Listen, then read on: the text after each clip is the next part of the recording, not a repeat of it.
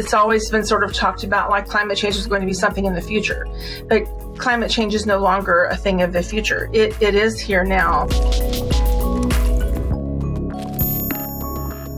This report is called Climate Change 2022, Impacts, Adaptations, and Variability. The report is looking at the impacts of climate change around the globe. Several of the scientists said they were most surprised by the impacts they were finding in terms of loss of life, but also in terms of physical health and mental health. Specifically in North America, they're being seen in terms of intense rain in the eastern half of the continent and the prolonged droughts and heat waves that they're seeing in the west. The South sees it in more intense hurricanes and heat waves.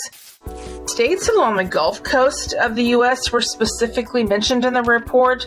These more intense hurricanes are striking the Gulf and causing, broader impacts in terms of flooding, like the flooding that we have seen in Houston after Hurricane Harvey, for example. As those storms arc up along the Mississippi and up through the Northeast, those areas are also getting more intense rainfall. For example, Roanoke, Virginia is seeing a lot more intense rainfall than it used to, but on the other side of the state, Virginia Beach and Annapolis, Maryland, both are suffering from the rising sea levels bringing in more water on a high tide. In places like Phoenix, nighttime temperatures aren't dropping as low as they used to.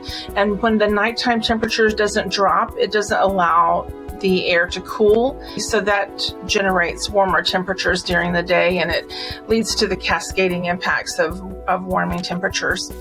I think to many people, climate change seems like a big, overwhelming issue that you really don't know what you can do. In addition to trying to reduce our carbon footprint, there are these other things that people can do to make their homes and families more safe.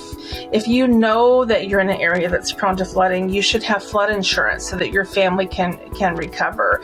You should have a plan for evacuating. People who live in wildfire-prone areas can have, defensible space around their homes, clearing out brush and having these safe zones around their homes. So there are incremental little things that you can do at your home to protect yourself. Hey, thanks for watching. If you like this video, check out these other videos from USA Today to stay up to date with all the latest news.